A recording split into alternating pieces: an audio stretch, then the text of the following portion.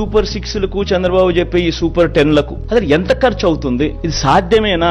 ఈ 2019లో మనం ఇంప్లిమెంట్ చేసిన ఈ స్కీమ్స్, ఈ ఇంప్లిమెంట్ చేసిన మన ఈ రిఫార్మ్స్, ఇంప్లిమెంట్ చేసిన ఈ మేనిఫెస్టో, ఈ డీబీటీ నాన్ డీబీటీ రెండు కలిపితే కూడా సంవత్సరానికి దాదాపుగా 70,000 కోట్ల రూపాయలు మనం ఖర్చు అయింది.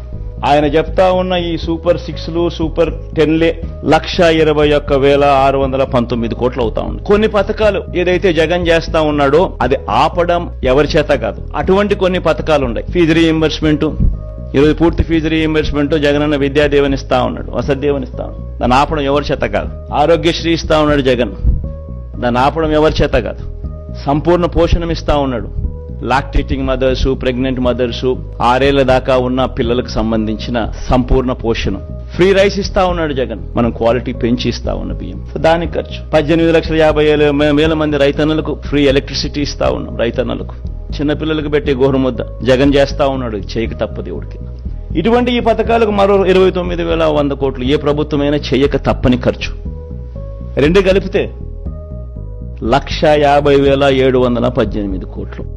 జగన్ ఎంతో కష్టపడితే ఎప్పుడు జరగని విధంగా పాలన చూపిస్తే 70,000 కోట్ల రూపాయలు చాలా కష్టపడితే చేయగలుగుతా ఉన్నాడు. మరి 1,50,000 కోట్ల రూపాయలతో ఆయన సూపర్ 6 అంటాడు, సూపర్ 10 అంటాడు.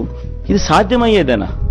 సాధ్యం కాదని తెలిసి ఒక రాజకీయ నాయకుడు ఈ మాదిరిగా రిపీటెడ్ గా, I repeat that word, habitual offender, 2014లో ముఖ్యమైన అంశాలంటూ ఇదే కూటమిలో ఉన్న ఇదే ముగ్గురి ఫోటోలు పెట్టి తన సంతకం పెట్టి మోసం చేసిన ఈ వ్యక్తి మళ్లీ 2024లో మళ్లీ ఇదే మాదిరిగా సాధ్యంగాని హామీలతో అబద్దాలకు రెక్కలు కడుతూ ఈ మాదిరిగా సాధ్యంగాని హామీలతో 1,50,000 కోట్లకు సంబంధించి ఈ మాదిరిగా ఆయన చేయడం, మోసం చేసేదానికి అడుగులు వేయడం దొంగతనం కన్నా, దొంగల కన్నా అన్యాయం కాదా అని అడుగుతా ఉన్నా. 420 కాదా, చీటింగ్ కాదా అని అడుగుతా ఉన్నా. ఒక రాజకీయ నాయకుడు అంటే ఎలా ఉండాలి? ఒక మాట చెప్తే ఆ మాట మీద తాను నిలబడతాడు అన్న నమ్మకం ఉండాలి.